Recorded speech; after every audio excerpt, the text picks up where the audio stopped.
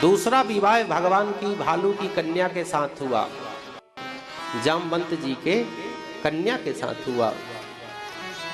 परीक्षित जी ने कहा कि कुछ बात समझ में नहीं आई, भालू की कन्या मतलब कैसे? तो द्वारिका में एक सत्राजित नाम के राजा रहते हैं, उनके पास एक स्यमंतक मणि है, 2 भार सोना देती है, 2 क्विंटल प्रतिदिन। एक दिन सत्राजित नाम के जो राजा हैं द्वारिका भगवान से मिलने आए, भेंट करने। भगवान ने सत्राजित से कहा कि आपके घर में आप हैं, आपकी बेटी है, आपका भाई है, पत्नी है, 2-4 लोग हो, ये मणि जो है हमें प्रदान कर दो, हमें दे दो, समाज का कल्याण होगा। सत्राजित ने मना कर दिया। सत्राजित लौट गए मना करके, भगवान ने कुछ नहीं कहा। लेकिन एक दिन सत्राजित के भाई प्रसेन जी जंगल गए आखेट के लिए मणि को लेकर के। जब जंगल में पहुंचे तो एक शेर ने प्रसेन को मार करके उस मणि को ले लिया और आगे चल करके जामवंत जी ने उस शेर को मार दिया। उस मणि को लेकर के अपने कन्या जामवती जी को दे दिए।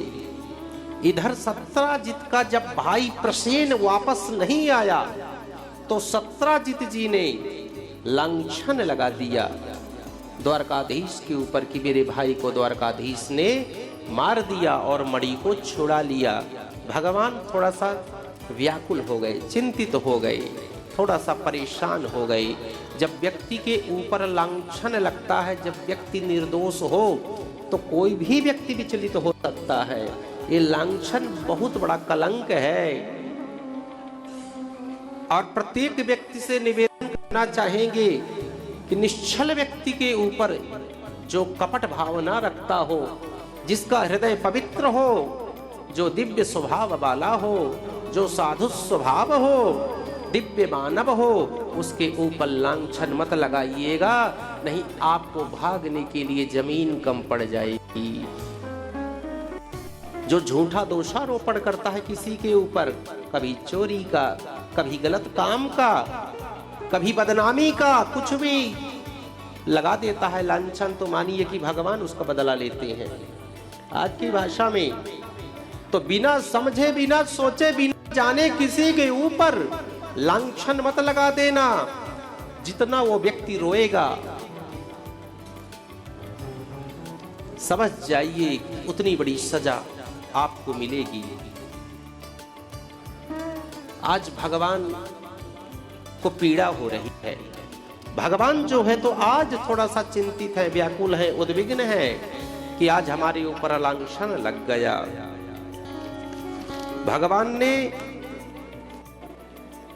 भगवान ने कहा कि हम इस लांछन को दूर करेंगे। गर्गाचार्य जी से भगवान ने पूछा ये लांछन क्यों लगा, तो गर्गाचार्य जी ने कहा कि जो भादो महीने में चतुर्थी का जो चंद्रमा देखता है उसे कलंक लगता है। भाद्रपद उसकी चतुर्थी तिथि को जो भी चंद्रमा देख लेता है उसे एक बार कलंक या लांछन लगता है। भगवान शायद आपने देख लिया हो। तो भगवान ने कहा इस कलंक को हम स्वयं धोएंगे, स्वयं जाएंगे और आज द्वारकाधीश जंगल की तरफ जाते हैं पता लगाने कि वस्तुतः प्रसेन को किसने मारा, ये मणि कौन लिया, क्या घटनाक्रम है। भगवान स्वयं गए और देखते हैं कि प्रसेन मरा पड़ा है और सिंह के, शेर के पैर हैं। भगवान जब आगे बढ़े तो देखते हैं शेर भी मरा पड़ा है। जब आगे भालू के पैर हैं और आगे बढ़े तो देखे कि एक गुफा है, बहुत बड़ी गुफा है। भगवान ने उस पैरों को देखते हुए गुफा की तरफ बढ़े और जब गुफा में भगवान ने प्रवेश किया, प्रविष्ट हुए, तो उस मणि को, चमकती हुई मणि को एक कन्या के हाथ में देखा, जामवती जी के हाथ में देखा। और जैसे ही जामवती जी ने भगवान द्वारकाधीश को देखा, चिल्लाने लगी, पिताजी पिताजी। जामवंत जी निकले गुफा से और भगवान को जामवंत जी ने देखा, जामवंत जी को भगवान ने देखा, द्वारकाधीश ने देखा और देख करके दोनों आपस में लड़ने लगे। युद्ध शुरू हुआ महाराज, भयंकर युद्ध शुरू हुआ। और ये युद्ध ऐसा नहीं था, एक दिन चला, 2 दिन चला, 3 दिन चला, 10 दिन चला, 15 दिन चला, 20 दिन चला, 25 दिन चला, 26 दिन चला, 27 दिन चला। अनवरत युद्ध चल रहा है। 27वें दिन जामवंत जी की एक एक नसें ढीली पड़ गईं, शिथिल हो गए। उन्होंने सोचा कि ये कौन है महापुरुष, ये कौन है, ये कोई साधारण नहीं है, कहीं ये मेरे प्रभु तो नहीं है जिसका मैं युगों से इंतजार कर रहा हूं। दरअसल एक घटना त्रेता युग की है, जब मर्यादा पुरुषोत्तम जब रावण का उद्धार करने के बाद, लंका विजय के बाद भगवान ने सबको अपने पास बैठाया। रामादल के जितने भी योद्धा थे, मेरे राघव ने सबको बैठाया और सबसे कहा, राघव ने, राम ने, मर्यादा पुरुषोत्तम श्री राम ने सबसे कहा कि आप लोगों से मैं प्रसन्न हूं, आप लोग वर मांगो। जैसे यहां आप बैठे हो कथा में और ठाकुर जी आ जाएं, प्रकट हो जाएं और आप लोगों से कहें कि आप लोगों से मैं प्रसन्न हूं, वर मांगो, जो इच्छा हो। तो आप अपने हिसाब से वर मांगोगे। कोई तो कहेगा मुझे आप चाहिए, कोई कहेगा आपसे चाहिए, कोई कहेगा फैक्ट्री चाहिए, कोई कहेगा गाड़ी चाहिए, कोई कहेगा पुत्र चाहिए, कोई कहेगा आरोग्यता चाहिए। अपनी अपनी भावना से, अपनी अपनी इच्छा से, अपनी अपनी वेग के अनुसार आप वर को प्राप्त करना चाहोगे। लेकिन आश्चर्य हुआ, यहां बड़े ध्यान से सुनिए, क्या आश्चर्य हुआ। राम जी ने हनुमान जी से कहा वर मांगो, हनुमान जी ने तो राम जी को मांगा। सुग्रीव जी से कहा, सुग्रीव ने चरणों की भक्ति मांगी।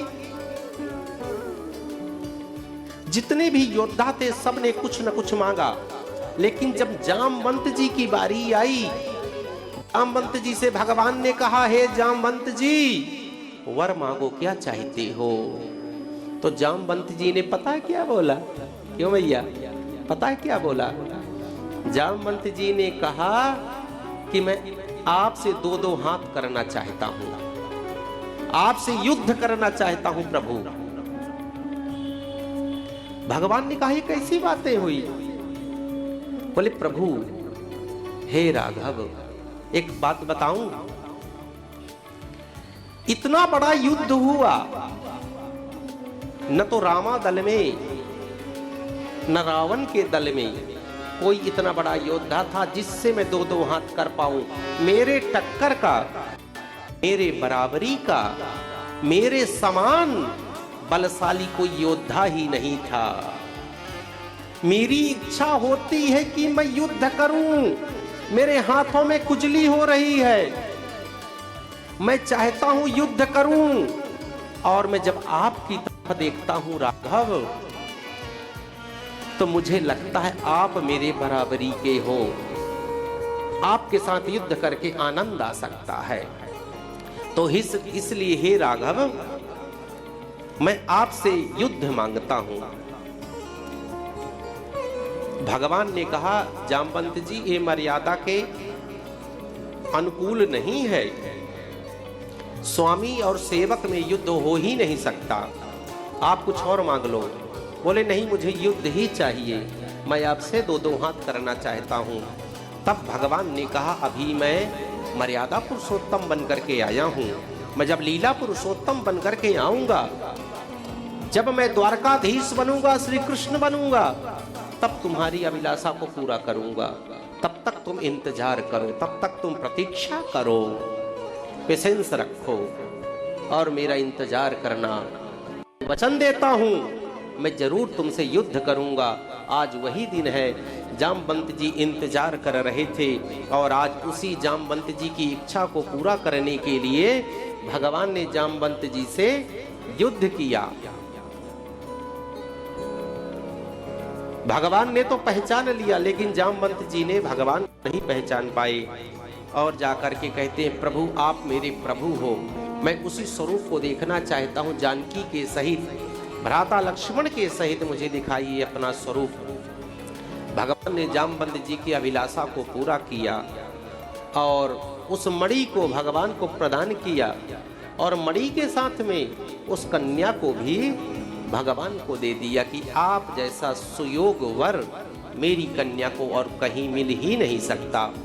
तब भगवान का दूसरा विवाह जो है जामवती जी के साथ हुआ।